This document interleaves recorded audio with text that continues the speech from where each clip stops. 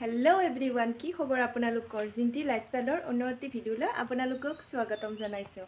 আজি बहुत गरम जेहेतु हेकारे कचु शाकर लगत कण बिलाही बनाबोलै ओलाइছো आरो टेঙा खूब खाइतो खूब भाले लागे न गरमत हेकारे আজি এইখিনি মই বুটলি আনিছো নিজৰ ঘৰৰে আৰু এতিয়া এইখিনি অকনমান ৰদত দিম যাতে অলপ লেৰেলি যায় আৰু কচুটো বেছিকে নুখজুৱাই সেইটো কাৰণে অকনমান ৰদত দিম পলক।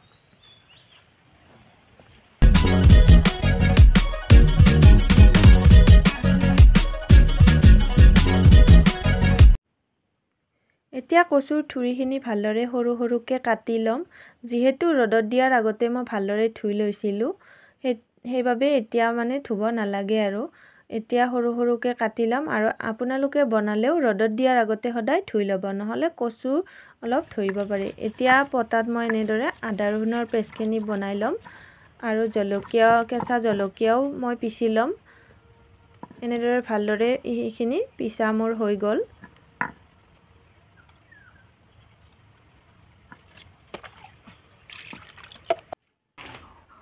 এইখিনি এতিয়া ধুই মেলি কাটি ললো ধুনিয়াকে এতিয়া বলক বনাবলৈ স্টাৰ্ট কৰি দিম।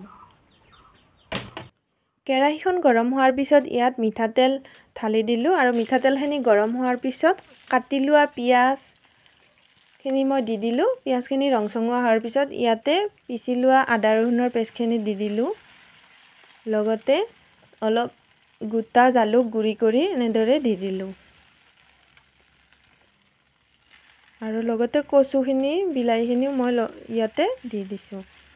বেলেগ মছলা মই ব্যৱহাৰ নকৰো। এইখিনি অলপ লাৰি ইয়াতে পৰিমাণ অনুসৰি নিমখ আৰু হালধি দি দিলো। এইখিনি লগতে পিচি লোৱা জলকীয়াখিনিও দি দিলো। এতিয়া এইখিনি ভালদৰে সিজিবলৈ দিম। লগতে গেছৰ ফ্লেমটো কম কৰি দিছো যাতে তলত লাগি নাযায়।